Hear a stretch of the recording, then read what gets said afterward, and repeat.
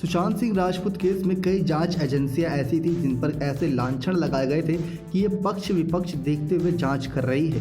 लेकिन दोस्तों आपको जानकारी दे दें, सिर्फ और सिर्फ पटना पुलिस को ही सभी ने अपना समर्थन दिया था, क्योंकि उनकी तरफ से जो खुलासे सिर्फ 4 दिन की जांच के अंदर हुए थे वो लगभग 4 महीने की जांच में भी नहीं हो पाया अभी तक।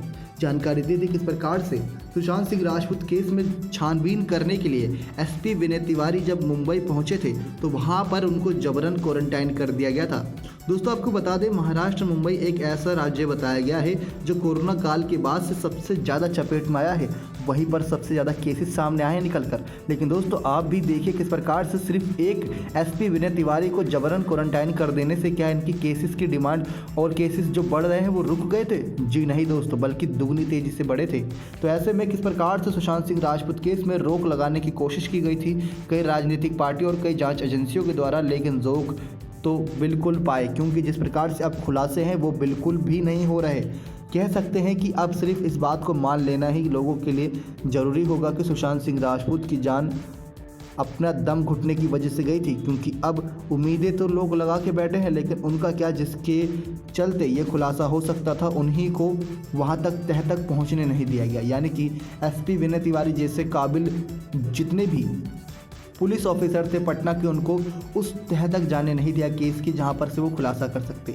यहां तक कि उनके साथ किसी ने कॉर्पोरेट में किया था। जब उन्हें क्वारंटाइन कर दिया गया उसके बाद मुंबई पुलिस और कई सारी जांच एजेंसियां इसमें इन्वॉल्व हुई। फिर जैसे ही सीबीआई टीम को नियुक्त किया गया, फिर सारे जितने भी पटना पुलिस के अधिकारी थे वो अपनी वापस से अपने अपने ऑफिस आ गए थे, क्योंकि मुंबई में उनका अब कोई ठिकाना नहीं था। वहां पर सीबीआई टीम अपनी जांच कर रही थी। तो एसपी विनय तिवारी सिर्फ और सिर्फ एकमात्र ऐसे ऑफिसर बताए जा रहे थे कि सुशांत सिंह राजपूत केस में कई खुलासे कर सकते थे अपनी सिर्फ 1 हफ्ते की जांच के अंदर, लेकिन उनको जांच करने ही नहीं दी गई। तो क्या हम इसे राजनीतिक पार्टियों के दबाव कह सकते हैं, या फिर पक्ष विपक्ष देखते हुए सुशांत सिंह केस में कई ऐसे कदम उठाए गए थे जिससे खुलासा ना हो सके?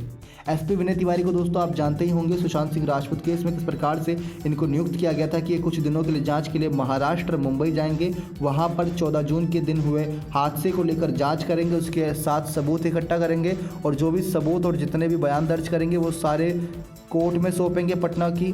तो लेकिन इनको जांच करने ही नहीं दिया गया था, इनको क्वारंटाइन कर दिया गया था। उसके 3-4 दिन बाद इन्हें छोड़ा गया तो वापस से ये पटना आ गए थे, जांच कर ही नहीं पाए थे।